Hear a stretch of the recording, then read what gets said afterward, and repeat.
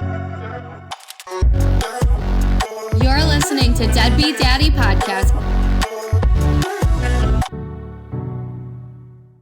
Welcome back, deadbeat daddies and stepmoms. Today's episode is Bonus the Better Moms versus Baby Mama the Birth Moms. In today's episode, we're going to be talking about why bonus moms or stepmoms are a lot of times the better mom for a child. Now, aside from the blatant druggy alcoholic moms, there are plenty of moms who border the line of emotional abuse and neglect in many other ways that are overlooked by the family law system. Let's start off with talking about my own high conflict baby mama. It's been over a week and we've heard nothing again. Dad emailed and messaged in the court-ordered parenting app, but she thinks she's above the law. She believes she can do as she pleases and ignore him whenever she's annoyed by him. And she's only annoyed because she thought that she was hurting us in some way by putting him on child support. Well, I didn't plan to stop my entire life just because he has to pay child support. I planned for it because I knew eventually down the line it would come up. So I built myself up to be strong and independent and make enough money that none of it impacts our family or our babies. And so now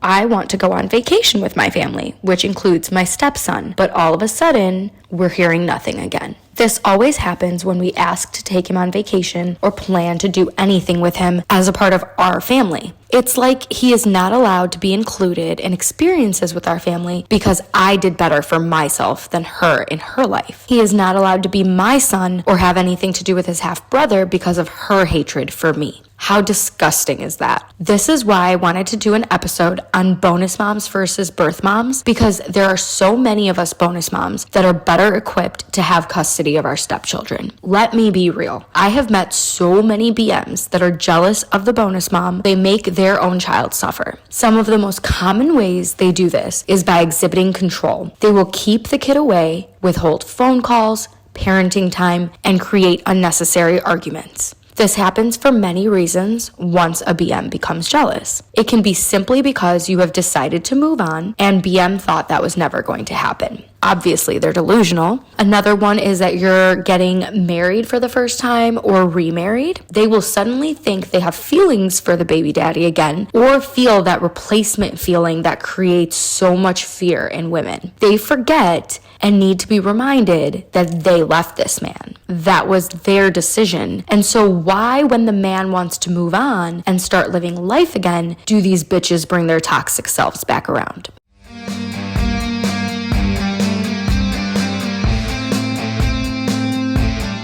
There is a very famous line.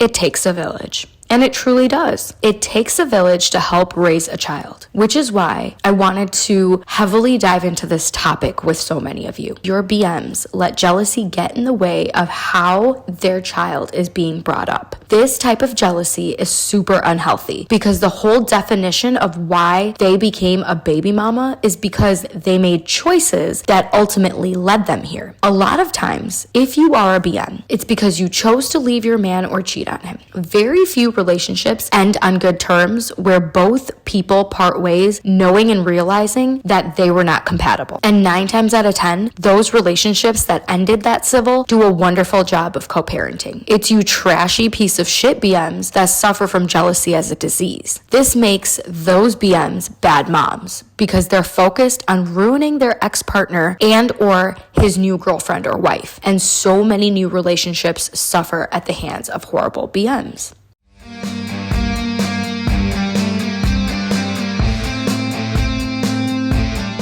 Let's talk about why we are the better mom in our stepchildren's lives. Because as a stepmom, you are faced with the hardest job, and you know that you will rarely get that recognition you deserve. But we do it anyway because we are those bonus, the better moms. We do not stoop down to the level of BM. We remain focused on the children, and that is what makes us a better mom. I know it can feel easy to lose sight of the good things along the way when you're a step parent because it's harder to be a step parent than it is to be a bio parent. And for those of us that are both, I'm sure you can absolutely relate. But remember, those little humans I constantly talk about are watching all of the parents in their lives. They can see the difference between you and their bio mom, even if they don't vocalize it. You have to keep that in mind when dealing with the tough moments that BM throws your way. Children are like sponges. They absorb everything that they see and hear in their environment. If you are the parent that never walks out on them, but they have a mom who cancels or reschedules visits consistently, you may not see that they appreciate you being a constant in their lives, but they absolutely do. You might find them obsessing over their time with their mom because they're not receiving it regularly. And as an adult, empathizing with a child can be hard sometimes, especially because you want them to see things from a logical perspective, like the one you see from, but they can't. They're children. They see black and white most times while we see color.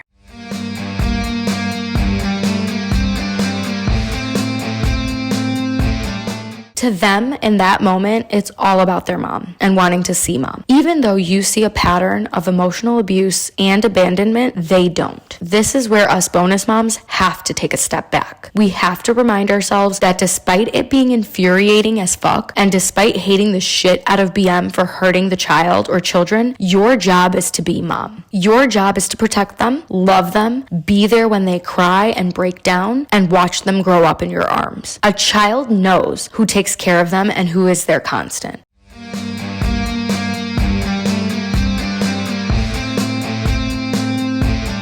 Another area bonus moms struggle with is not being called mom. This typically happens when BM won't allow the children to call their stepmom a mom simply because of jealousy. And I think if you look at it from a different perspective, it really isn't so bad. Maybe one day down the line, your child will call you mom and you will feel that wholeness that you're so desperately looking for. But until then, make them your mini best friends. You don't have to be called mom to be their mom. A lot of times, children won't want to call you mom out of the fear that they're either going to lose their biological mother because of it, which, as we know, is an arbitrary fear, but a very real one for kids, or they simply don't want to. And any which way, none of it is being done to offend or upset you as their bonus mom. Like I said, become their best friend. A child needs a true, real friend in life. So many kids suffer from not having real friends. So imagine if they can look to you, their bonus mom, as their friend. A friend they can confide in, truly trust, a friend who would never want anything bad for them, a friend who actually loves them, can teach them the meaning of love, hold their hand when things are tough. This friend that you become for them is not a friend who will break their heart or walk away from them when things are hard, which is why the best thing you can be in your stepchild's life is their best fucking friend. Your stepchild will forever be grateful for that friendship that you provide them because they will turn to you time and time again. Let me give you some insight into my own relationship with my stepson. As he grows older, and he's turning 7 this year, his relationship with me has grown so much stronger. He knows I have always treated him like my mini bestie. And when he was 3, he actually told me I was his best friend.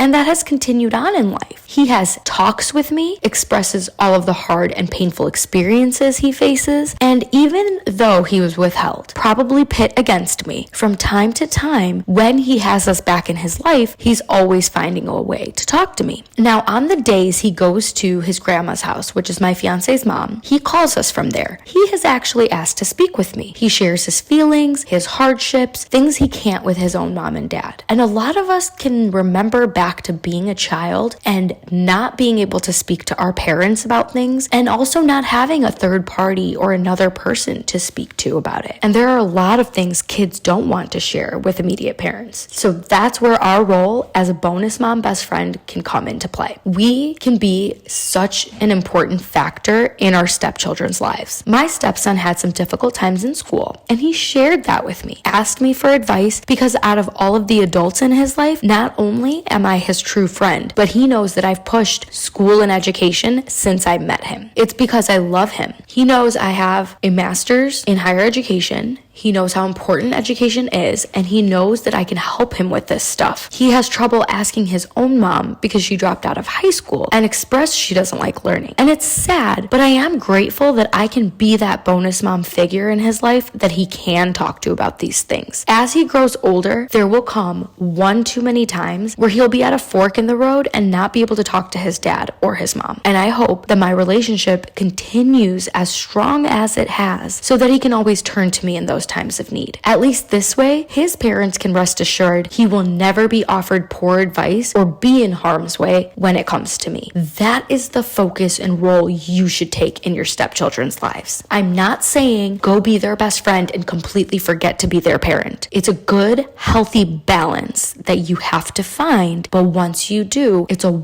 wonderful relationship that you can carve out with them. Now, BM might hate me forever out of jealousy for all this, but I don't give a fuck. I want my stepson to prosper, and whatever it takes, I will continue to be that for him in order for him to always have me in his corner. So, key takeaway, I highly recommend if you don't have that type of a relationship with your stepchild to take the time in their next visit to really sit down and try to have them open up to you from a friend perspective rather than a parent perspective. And I promise you, your communication with them will change significantly in a positive way. Next, let's talk about another area bonus moms struggle with. It's legalities, because the system doesn't recognize us bonus moms as the child's parent. Fit to raise the kid? Sure. But not be in the room when they're sick or hurt. Not be included in the most important decisions of their lives. Unless bonus mom has a good relationship with BM, none of that's possible. Which we know very many of us, especially my fan base, have some terrible BMs in their lives. A bonus mom DM'd me with a story. She said, "Hey Needs, my stepson breaks his arm and needs surgery today. The crap part about being a stepmom is that his bio mom and dad were able to go in and out of the hospital and hold his hand throughout it, but I wasn't, as I am not his bio parent. His bio dad and I have them 90% of the time, and I fill that maternal role for them since before the one even said her first word. I wipe their bums, kiss their boo-boos, rock them to sleep when they're scared, feed them, pack their lunches for school, and all of the above. But I wasn't able to be in the room with my little man to hold his hand before surgery. I couldn't ask the doctors questions or get any answers. It was very tough. He's okay and a tough little guy, and I will look after him tonight after Biomom leaves, tomorrow, and the next day after that. But today was a tough one, and I am tired." Well, Mama,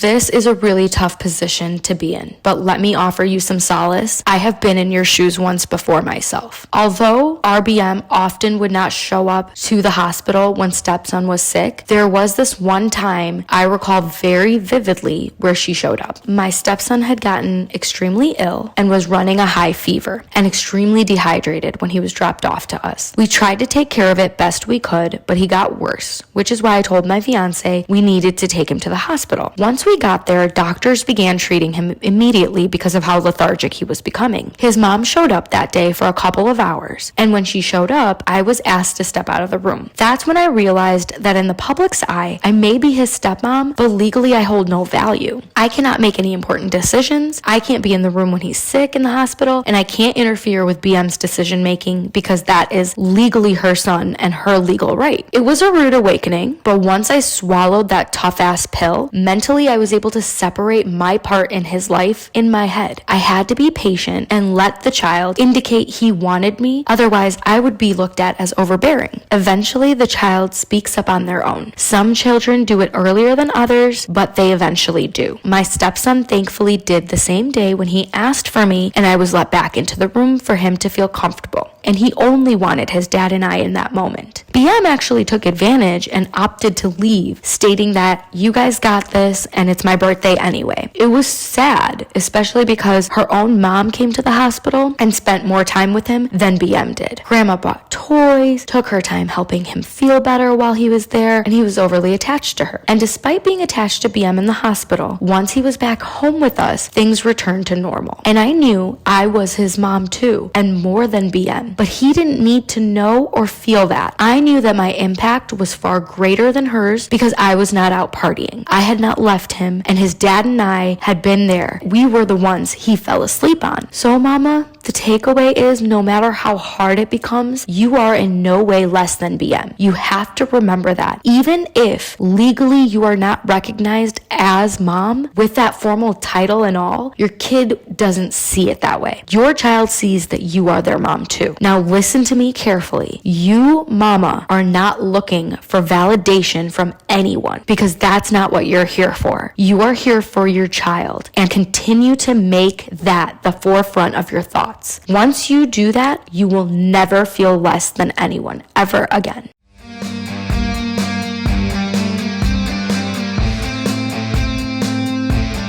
Next, we have bonus moms who just want to be able to co-parent. Another bonus mom said to me, I'm so jealous of the women that actually get to co-parent with BM. My BM is a stuck-up bitch. I don't want to be her friend, but God, I'd love to not have to live every day dealing with pettiness. She has no boundaries when it comes to me and mine, and my significant other says she just wants to co-parent, yet she always oversteps and texts him things crossing the line. Oh boy. Firstly, stepmama, I am so sorry to hear that you are in this vicious cycle with BM. I recommend creating boundaries. That will be the core foundation of what you want, because without boundaries, the rest of what you're trying to accomplish will fail. If your significant other says she just wants to co-parent, give him the definition of co-parenting. Literally. Ask him to define what he finds inappropriate in your relationship. And if he implies to say anything along the lines of, I have to do this, or she will do XYZ, that is a huge red flag. Either he's truly afraid of her, or he's downplaying what she's doing. Either way, it's not okay. You need to have a formal conversation with your significant other and get to the bottom of why he allows toxic behavior from BM and why he has never developed any boundaries. They are no longer together, and that is a fact, and a fact that needs to be accepted by everyone involved, especially the two who split up and share the children. Let me shed some light on when I first began dating my now fiance. He used that term often. I had to nip that in the butt immediately. How did I do that? By standing up for myself, creating and upholding both him and BM to my boundaries. If I did not appreciate or feel comfortable by something BM did or said, I would communicate with him immediately. If I was not able to communicate it immediately, I would put it in my notes in my phone to be able to communicate about it at a later time when it may be more appropriate. This is what saved our relationship. Obviously, my significant other had to be receptive to what I was expressing, and he had to do majority of the work when it came to BM not wanting to accept those boundaries that we collectively set. But from there, it was a lot of fighting between them. I stayed out of it. I set those boundaries, and then I made it clear that he was the one who had to do the fighting to make sure BM stayed within those boundaries. Once she finally understood that my fiance was not going to budge, she did. He made it clear that despite being their son's father, he had an obligation to our relationship and our son as well. If she could not accept that or understand it, that was a personal thing on her part, and she had to work through her emotions to come to terms with the fact that this is how life was going to be moving forward. She does not have to like me, but she does have to respect me as his soon-to-be wife and her son's stepmom. This would be the best advice I can provide. To reiterate, make communication key between you and your significant other. Set those much-needed boundaries and make sure he is ready to put you before BM. He does not have to put you before the child or any of the children, but if he can't put you, his person, before BM, you have a much larger issue that you may need to deal with through therapy. I cannot highly recommend getting into therapy regardless of how bad BM makes things, because it truly helps having that unbiased third party to put things into perspective when they seem like they're a hot mess. Now, in short, good luck. You got this, mom. Keep fighting for your little human.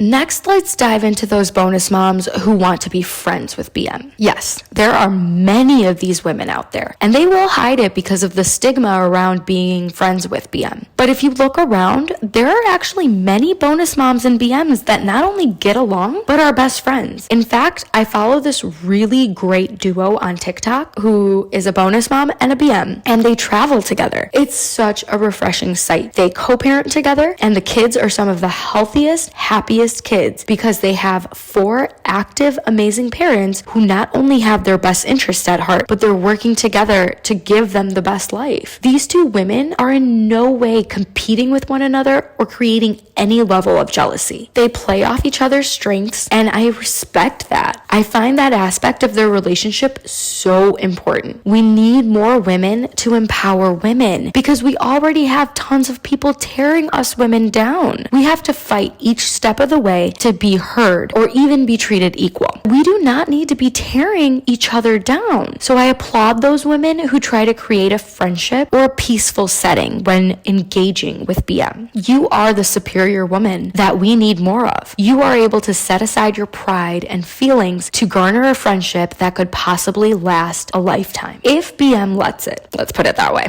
And you have no idea how amazing it can be for your kids to see 2 people who should inevitably hate each other have such a loving and kind relationship. It teaches your children how to treat others and the overall meaning of value and respecting each other. It also teaches them that they need to be respected, and it teaches them how they should be respected, which is also very important. So many of those negative traits that we see in children of broken families will disappear if children have emotionally intelligent parents.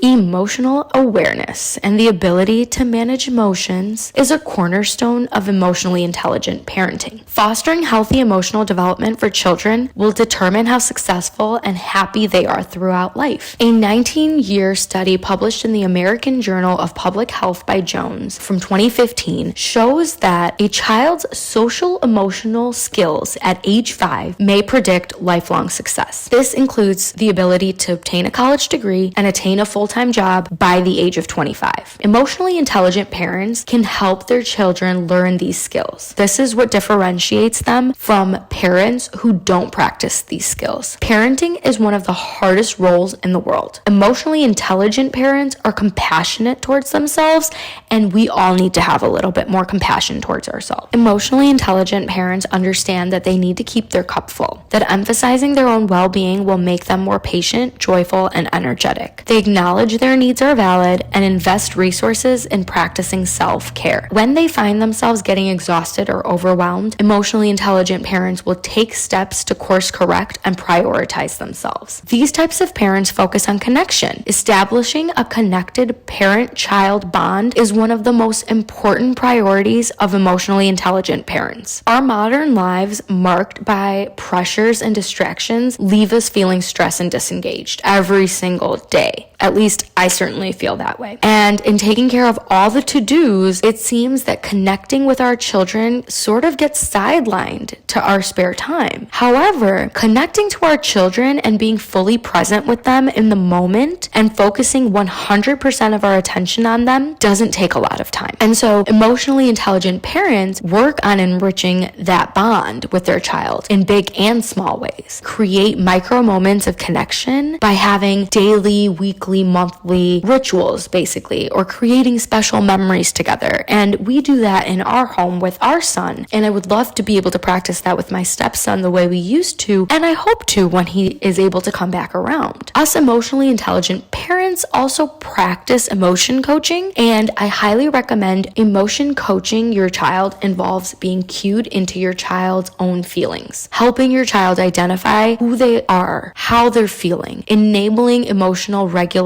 All of that's super necessary. Emotional intelligent parents don't dismiss or criticize their children's feelings. And as that bonus parent, we need to hone in on these things. We need to go by the mantra, all feelings are okay. Even though we understand and can convey to the child that some behaviors are not okay, emotional intelligent parents view our child's difficult feelings as opportunities to empathize, connect, and teach. It allows us to empower our children to figure out strategies for coping with emotionally difficult situations.